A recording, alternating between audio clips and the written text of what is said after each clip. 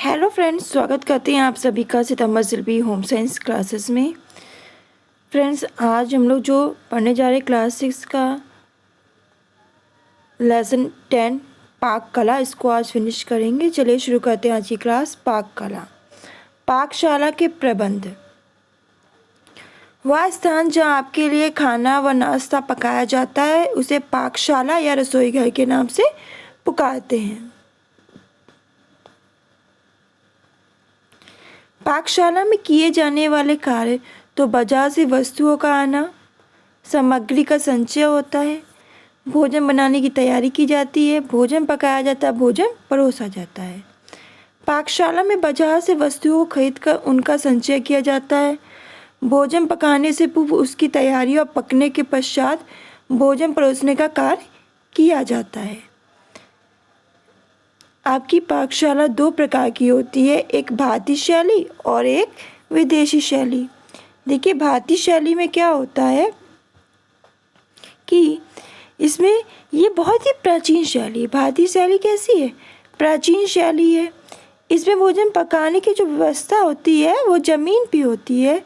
परिवार के सदस्यों को पटरी पे बिठाकर या आसन बिछाकर, या क्या करेंगे, आसन बिछाकर भोजन परोसा जाता है।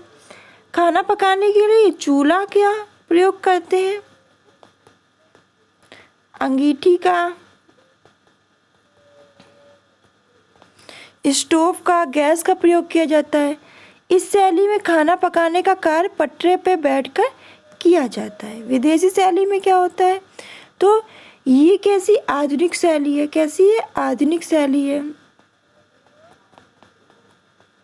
और इसमें भोजन खड़े होकर पकाया जाता है। ईंधन के लिए गैस चूल्हे को ऊंचे चौतरे पर रखा जाता है। ईंधन के लिए जो गैस चूल्हा है उसको ऊंचे ऐसे करके बना दो, चौतरे पर रखा जाता है, जिसमें पाकशाला की आवश्यक सामग्री रखने के लिए विभिन्न आकार प्रकार की क्या अलमारियां भी दी जाती हैं।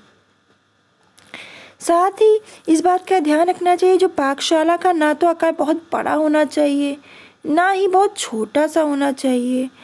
पाकशाला में प्रकाश की जो हो अच्छी व्यवस्था हो, प्रकाश अच्छा आना चाहिए। ऐसी जगह पाकशाला हो जहाँ पे शुद्ध वायु का आगमन हो सके, पानी की उचित व्यवस्था हो, खास सामग्री रखने के लिए, बनाने के लिए आसानी से क्या जो आसानी से सामान मिल जाए। यदि चूल्हा अंगूठी प्रयोग किया जाता है तो धुआं निकलने के लिए किसकी चिमनी की व्यवस्था हो कि भाई धुआं आराम से निकले, भर ना जाए। पाकशाला का फर्श और नालियाँ साफ होनी चाहिए। खाद्य पदार्थ बनाते समय निकलता कूड़ा है उसके लिए एक ढक्कनदार क्या पाकशाला में कूड़ेदान होना चाहिए। ईंधन क्या होता है? तो देख लीजिए, जिस वस्तु को क्या आग की सहायता से, जिस वस्तु को आग की सहायता से जला के उससे भोजन के जो विभिन्न रूप है उनको तैयार किया जाता है, उसे क्या कहते हैं? ईंधन कहते हैं। क्या कहते हैं? ईंधन। जिसमें आग की सहायता से भोजन के विभिन्न रूप को तैयार किया जाता है उसे ईंधन कहते हैं। ठोस, बुरादा, तरल, गैस, विद्युत। ठोस में आपका आ जाएगा लकड़ी, कोयला, गोबर है, कोक है, चारकोल है, ये सब बुरादा है। फिर तरल में आपका आ जाएगा, जो तरल है इसमें आपका आएगा पेट्रोलियम, इसमें डीजल, पेट्रोल, घासलेट, कोल तार, एथिलॉल, ये सब। गैस तो आपको पता ही है, जो गैस होती है प्राकृतिक गैस हमने देखा ही है, तो वो हो जाती है। और विद्युत में हमारे क्या आ जाएंगे भाई? गैस में हमारी जो प्राकृतिक गैस है वो, और विद्युत में हमारा जो हीटर है, इंडक्शन कुकर और हीटर।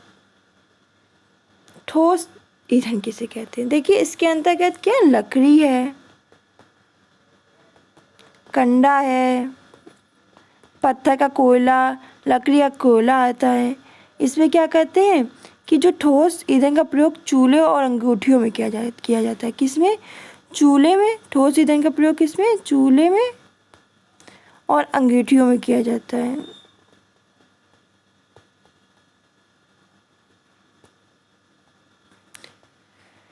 चूल्हे में आग जलाने के लिए लकड़ी के छोटे छोटे टुकड़े या कंडे के प्रयोग में लाए जाते हैं।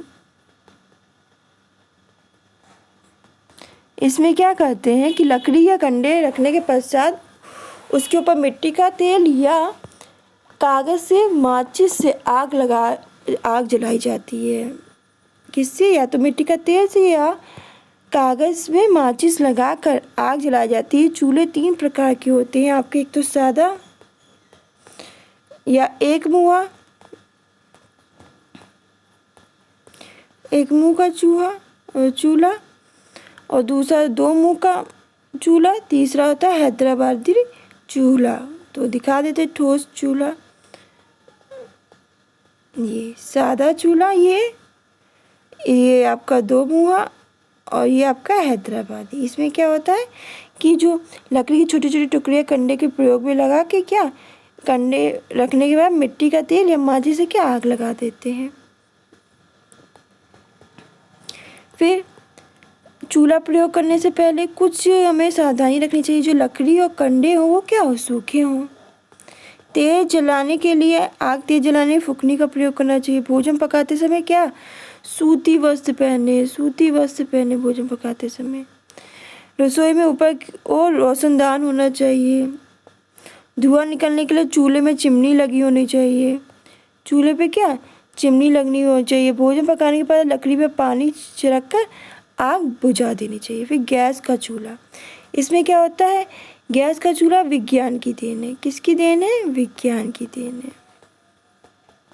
एक अथवा एक से अधिक बर्नर वाला होता है। एक या एक से अधिक बर्नर वाला होता है जिसको आप रेगुलेटर की सहायता से सिलेंडर से जोड़कर प्रयोग करते हैं।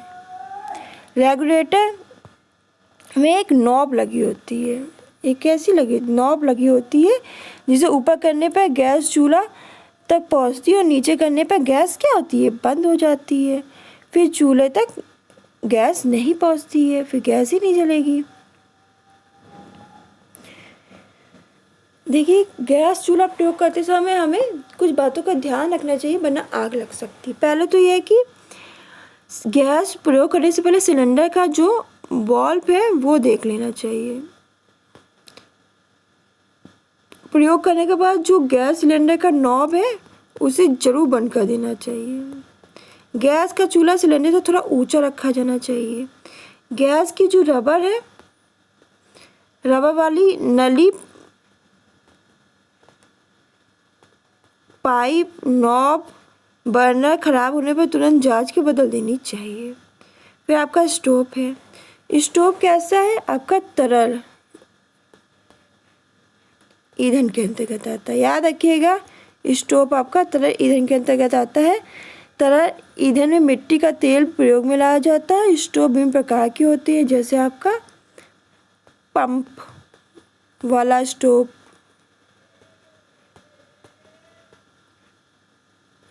बत्ती वाला स्टोव,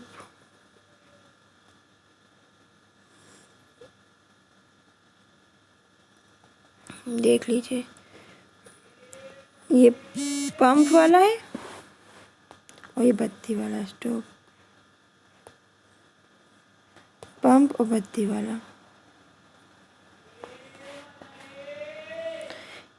इसमें क्या क्या चीज़ देखनी है? स्टोव में तेल छान के भरना चाहिए। क्या करना चाहिए? तेल छान के भरना चाहिए। टंकी को पूरा नहीं भरना चाहिए, जो स्टोव की टंकी पूरा नहीं भरना है। बर्नर के छेद को पिन से खोलने के लिए पिन बहुत पास से नहीं पकड़ना चाहिए। तो क्या होना चाहिए, जो बर्नर का छेद होता है, छेद को पिन से खोलने हेतु पिन के पास से अधिक नहीं पकड़ना चाहिए। पिन के पास से ज़्यादा अधिक पकड़ लिया, बहुत पिन के पास से अधिक नहीं पकड़ना चाहिए। और यदि स्टोव ज़्यादा गर्म हो जाए उसे बंद कर देना चाहिए। ठंडा होने पर पुनः हमें प्रयोग करना चाहिए। बत्ती वाला स्टोव सीलन में नहीं रखना चाहिए। सीलन में हमें नहीं रखना चाहिए बत्ती वाला स्टोव। इससे क्या होता है, इसमें जंग लग जाती है। बत्तियाँ छोटी हो जाने पर क्या बदल देनी चाहिए। अंगीठी, अंगीठी आपकी 2 प्रकार की होती है। कितनी प्रकार की होती है? 2 प्रकार की होती है। याद रखिएगा, एक आपकी कोयले की और एक बुरादे की। दिखाते हैं अंगीठी। खोलेगी या बुरा देगी।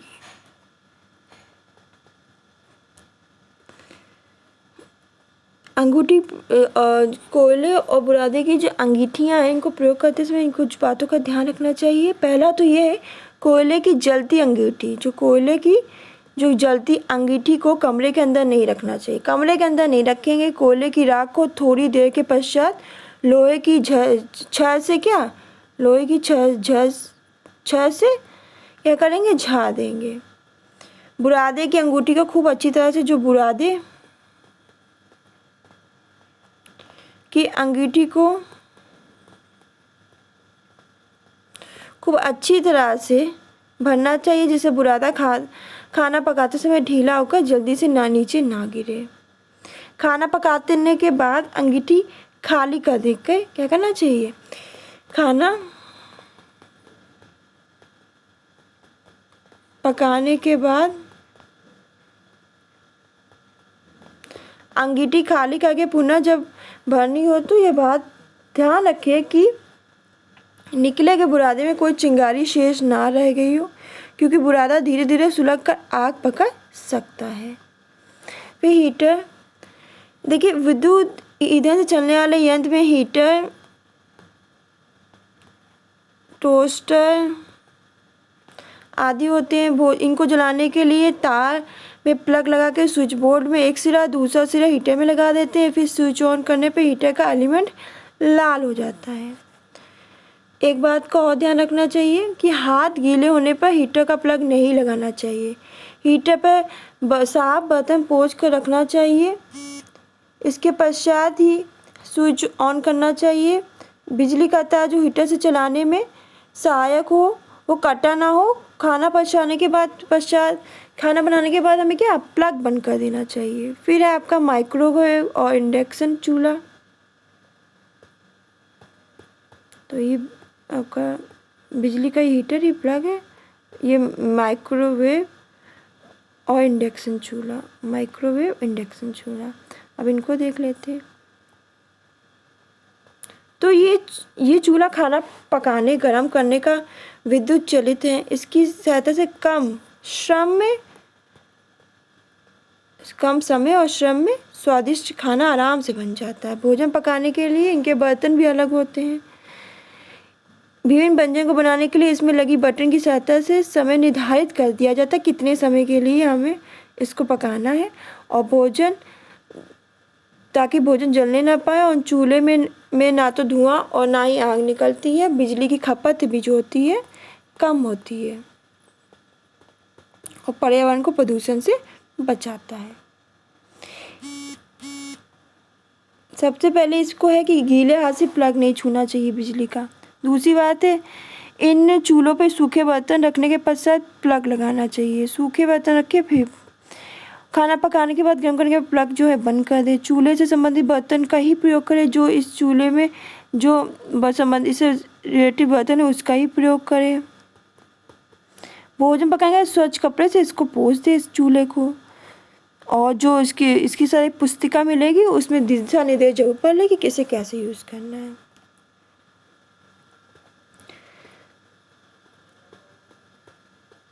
फिर ईंधन की मितव्ययिता।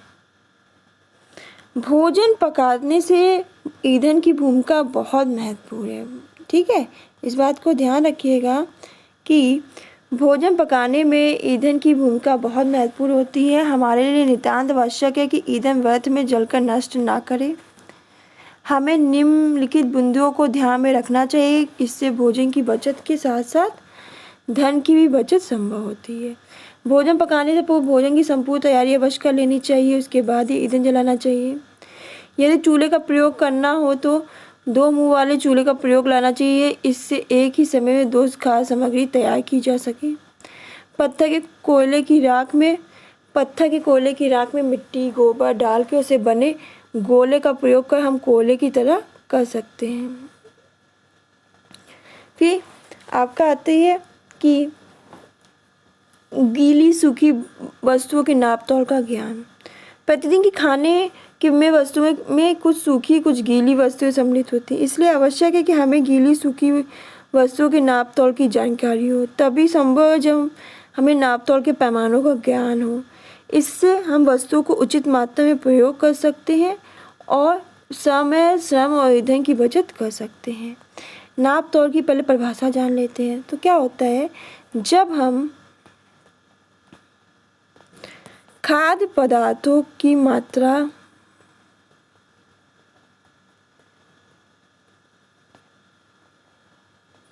कटोरी से, गिलास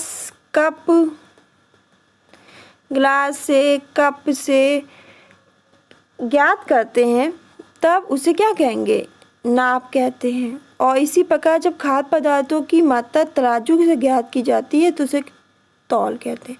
तो जब खाद्य पदार्थों की मात्रा हम तराजू की सहायता से ज्ञात करेंगे तो उसे हम क्या कहेंगे, तौल कहेंगे। नाप तौल के पैमाने इसको पढ़ लीजिएगा। 10 मिलीलीटर बराबर 1 सेंटीलीटर, 10 सेंटीलीटर बराबर 1 डेसीलीटर, 10 डेसीलीटर बराबर 1 लीटर, 1000 मिलीलीटर बराबर 1 लीटर, 10 डेकालीटर बराबर 1 हेक्टालीटर, 10 हेक्टालीटर बराबर 1 किलोमीटर। तौल 10 milligram 1 centigram, 10 centigram 1 decigram, 10 decigram 1 ग्राम, 100 सेंटीग्राम 1 ग्राम, 10 हेक्टोग्राम बराबर 1 किलोग्राम, 10 ग्राम बराबर 1 डेकाग्राम, 10 डेकाग्राम बराबर 1 हेक्टोग्राम, 1000 ग्राम बराबर 1 किलोग्राम, 100 किलोग्राम बराबर 1 क्विंटल।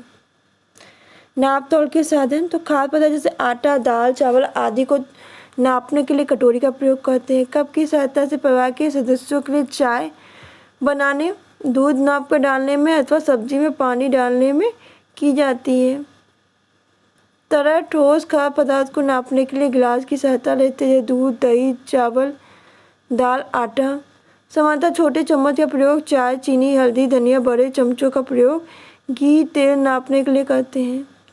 तराजू की सहायता से ठोस खाद्य पदार्थों के अतिरिक्त धातु जैसे लोहा, तांबा, पीतल की माप ज्ञात कर सकते हैं। इसके साथ ही अनाज, सब्जियों, फल, मेवों, मसालों को तौलने के लिए तराजू का प्रयोग किया जाता है। तरल पदार्थों की नाप सदैव लीटर से की जाती है। इससे हम दूध, दही, सरसों का तेल, घी, मिट्टी के तेल आदि की माप कर सकते हैं। इसी के साथ आपका पाक कला चैप्टर फिनिश होता है। कल मिलते हैं 10 बजे नए चैप्टर के साथ। तब तक खुश रहिए, मुस्कुराते रहिए, ध्यान रखिए। अगर चैनल को सब्सक्राइब नहीं किया है तो सब्सक्राइब कर लीजिए, जिससे आपको मेरी लाइव क्लास की नोटिफिकेशन मिल जाया करेगी। तो आज के लिए इतना ही, धन्यवाद।